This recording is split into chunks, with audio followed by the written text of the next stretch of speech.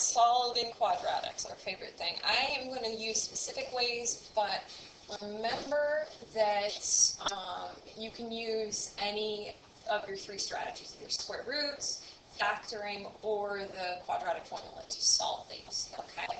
So make sure you leave your answers in simplest radical form, okay?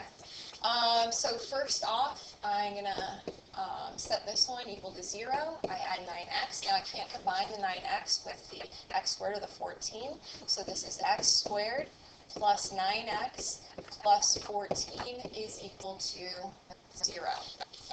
Okay. So now what I think about, well, let's see if this is factorable. So I go through, I'm looking for two numbers. They have to multiply to be 1 times 14. So they have to multiply to be 14, and they have to add to be 9.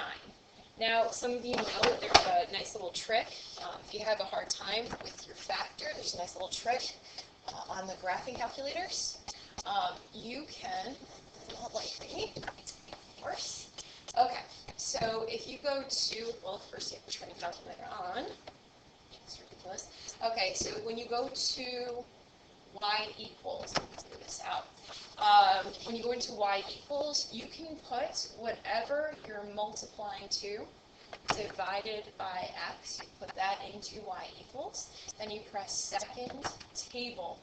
And if you look at it, your table of values, all of these, your x and y values, are all the numbers that multiply to be 14.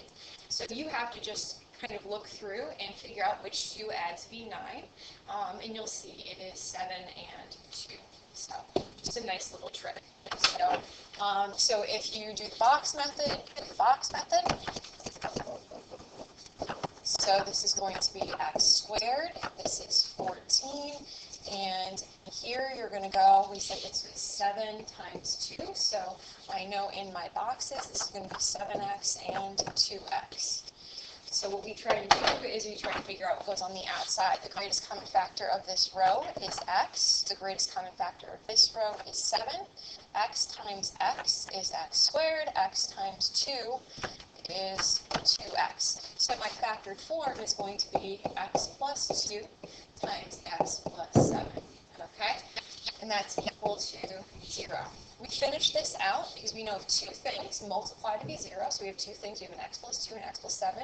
If they multiply to be 0, one of them must be 0. So either x plus 2 is equal to 0, so subtract 2, x is equal to negative 2, or x plus 7 is equal to 0, subtract 7, x would be equal to negative 7. So you put your answers in. This is going to be negative 7 and negative 2. So let's go on to the second one. Basically, the same thing applies. First thing you do is you always set it equal to 0. So I add 8x, I add 8x. Now I can combine the 22x and the 8x because those are like terms. They represent the same quantity. And so negative 22x plus 8x is negative 14x is equal to negative 15. I add 15, add 15. I can't combine the 15 with anything here. So we have 3x squared minus 14x. 14x plus 15 is equal to 0. Now we go to the factoring portion. What are we looking for? Well, we're looking for two numbers. I know that they always add to be the middle terms. Like I know that they have to add to be negative 14, and they multiply to be 3 times 15. 3 times 15 is 45. Okay? So you can do that trick where you go in to your graphing calculator. You go to y equals. In this case, we are looking for two numbers. They have to multiply to be 45. Okay? And so we go to second table, and I look through, and we look for two numbers. Now, I know it's negative 14, so I'm actually going to be looking in the negative numbers. So negative 15 and 3. Oh, there we go. It's negative 9 and negative 5 add to negative 14. So those are our two numbers. So where do I put those numbers? Well, they go in our box here if you do the box method. So this is 3x squared. This is 15. We say this is going to be negative 9 times negative 5, right? So this is going to be negative 9x and negative 5x. what you see here, and it doesn't matter where you put these, when you have, so first off, I'll do greatest common factor. Greatest common factor of these terms is x. These two terms right here, their greatest common factor is going to be -3. Anytime you have a negative on this outside box, you're always going to factor out a negative. What goes in the top here? Well, x times 3x is 3x squared, and x times -5 is -5x. So my factored form is going to be x minus 3 times 3x minus 5, and that's equal to 0. The zero product property, either x minus 3 is equal to 0, or 3x minus 5 is equal to 0.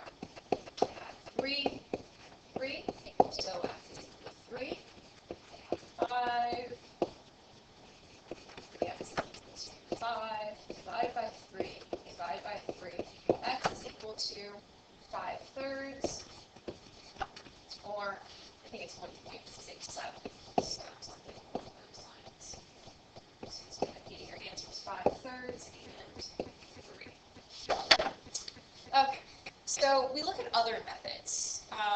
A lot of times, we always tell you when you solve, you set it equal to 0.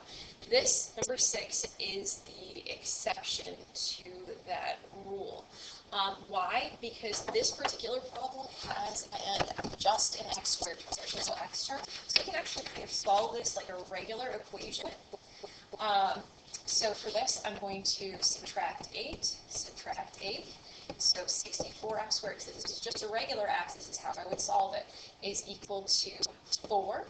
Okay, I divide by 64, I end up with x squared is equal to 4 over 64. Some of you realize you can simplify, so maybe you wrote x squared is equal to 1 over 16. Okay, how do I get rid of a squared? I take the square root. Essentially, but that's not really what you're doing, you're just answering the question. So x is going to be equal to plus or minus the square root of 1 over the square root of 16. So my answers are going to be plus or minus 1 over 4. So x is equal to -1/4, or it could be equal to +1/4. And that's your solution there.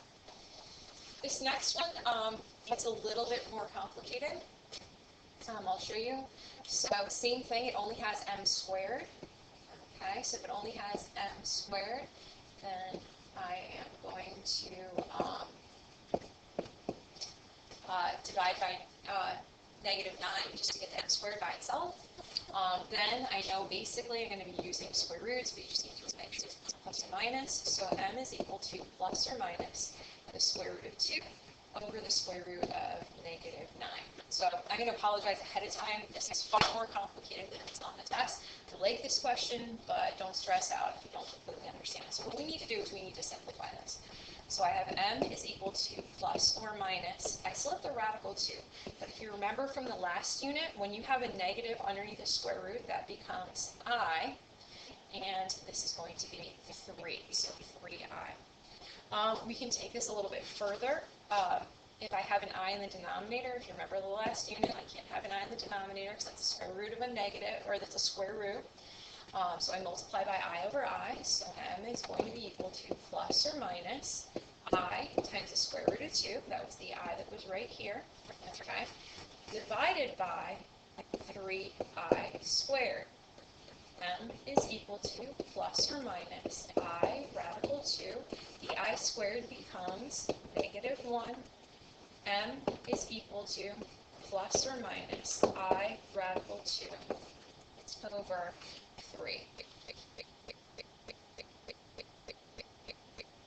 And we can put -3 there, but actually over 3 is acceptable because this plus or minus basically cancels out the -3. So this became a really confusing problem. I understand if you have issues with it. If this stresses you out, forget that that ever happened. Focus on a question like number 6. So, all right, number 8. Again, we go back to, if it's quadratic, you set it equal to 0, so minus 5n minus 5n. So it's 6n squared minus 5n plus 4 is equal to 0. Okay. Now, if you go through, you'd be looking for, if you're trying to factor this, you'd be looking for two numbers that would multiply to be 24, and they would add to be -5. Now, I'm going to show you something. So, turn your calculator on first. I go to y equals, and this is going to be 24. Okay, I go to my table. Okay, let's try this again. Okay, it's my table. And as I go through all of these, I'm like, well, it's negatives, it probably has negatives involved, and I realize that none of my answers add up to -5. I'm -8 plus -3. That looks like it's close, but it's actually -11. So we have a little bit of a problem here. I cannot factor this. So anytime you can't factor, you can't use square roots, you are going to have to use the quadratic formula. Now, remember, this is A, this is B, and this is C. So x is equal to -b. b in this case is -5 plus or minus the square root. Remember, you have to have your parentheses here. So -5 squared minus 4 times 6 times 4 all over 2 times 6. So when you are solving with quadratic formula, and it's not a word problem, you need to have your answers in simplest radical form. So first thing I do, I simplify -5. Well, that's going to be a +5. So we have a plus or minus. Okay, and underneath the square root, this is going to be -5 squared. -5 squared, okay, you have to put this parentheses around, is actually +25. Okay, and then you do 25 minus 4 times 6 times 4, and you end up with -71 all over 12. And look at 71. There is not much that I can do with 71, but I do notice that it does have a negative underneath the radical, and we can simplify that because anytime you have a negative underneath the radical, it becomes I. So your final answer is going to be 5 plus or minus I radical 71 all over 12. Okay. Number 9, spoiler alert, this was also not going to be factorable. I had 2m. I had 2m because they're all m, so I have -7m squared plus 10m minus 6 is equal to 0. I go through, do the quadratic formula. Remember, a is -7, b is 10, and c is -6. So x is equal to -10 plus or minus the square root 10 squared minus 4 times -7 times -6 all over 2 times -7. Okay, so we have -10 plus or minus. I simplify what's underneath the radical. So I put all of this in my calculator. All of this stuff is in the radical. I put it in the calculator. I end up with -68 all over -14. Now, I looked at -68. I know I'm going to be able to simplify at least an IM. So I'm going to go up here and do my simplification. So this is how I do my simplification. 68 divided by 2 is 34. 34 divided by 2 is 17. 17 is prime, so this is 17 times 1. You always end with a 1 here. So how many pairs of 2s do I have? I have 2, so there's going to be 1, 2 on the outside. So I look at this, it's going to be -10 plus or minus. I'm going to have a 2 on the outside. I also know that I have my little negative right here. So that's going to become I, and then what's left on the inside is 17 all over -14. Very last step, okay? You should see that there is a greatest common factor of this term, and this term. Don't worry about what's inside the radical. They all have a GCF of 2. Okay, 2 goes into all of them. And actually, if we're going to do instead of a +2 when it's negative down here, we're going to do a -2. So I divide everything, all of those terms by -2. -2 goes into -10, +5 times. -2 goes into -14, +7 times. I have plus or minus. This is -2. It's going to become opposite. So whenever you divide this term right here by a negative, it's not really going to change it. So this is just going to be, excuse me, this is just going to be, there we go, 5 plus or minus I radical 17 over 7. And that's your final answer. Number 10, very last one as far as this goes. Again, another spoiler, this is not factual. I add 9k, add 9k. So I have 2k squared plus 12k is equal to, subtract 2, subtract 2, 2k squared plus 12k minus 2 is equal to 0. If you're factoring, it'd be two numbers multiplied together, 4 and added to 12. Not possible. So we go through, do the quadratic formula. X is equal to negative 12 plus or minus the square root of 12 squared minus 4 times A times C all over 2 times A. So negative 12 plus or minus, I put all of this in my calculator, everything that's underneath the radical. I get 160 all over 2 times 2, which is 4. Oops, 2 over zealous on these radicals. Okay. So, 160, I'm going to do my simplification up here. Divided by 2 is 80, divided by 2 is 40, divided by 2 is 20, divided by 2 is 10, divided by 2 is 5, divided by 5 is 1.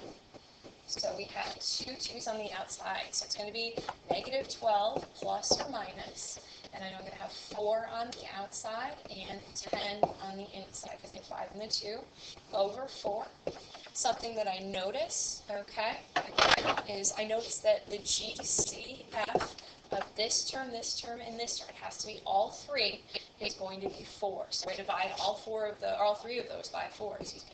So this is going to be negative 3, because 4 goes into negative 12, plus or minus 4 goes into 4 once. So that's gone, and 4 goes into 4 once. So this is your final answer. Okay. Number 11 is this draw a quadratic in the coordinate plane that has the roots 5 and negative 4. Recall that you can actually solve a quadratic by figuring out where the quadratic crosses the x-axis. So I know for this quadratic, it has to cross the x-axis here, and it has to cross it right there. Okay? So then you just make sure you have a quadratic that goes through all of those points. So yours could go up, yours could go down, just depending on your feeling. Apparently I'm feeling sad, and so mine's going down, but yours can go up, and you just have the basic idea. Okay? It's not a beautiful quadratic. Okay, and so that is solving quadratics.